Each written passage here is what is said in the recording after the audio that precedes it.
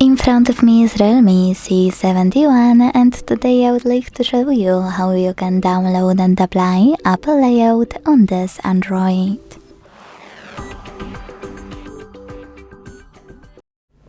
Begin by going into Play Store and downloading free app called LauncherOS from Launcher Studio Developer.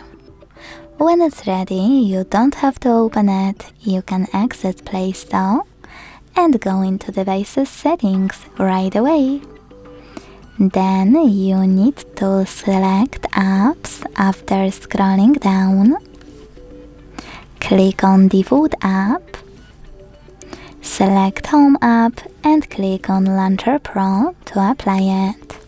Then wait for the pop-up to show, and when it does, hit Allow All. As you can see, after a couple of seconds, my launcher was successfully applied. If you want to go back to your default one, you can go back to the same settings and click on Quick Step. If you want to make any changes to your launcher, you can go into Launcher app and follow all of the instructions from it.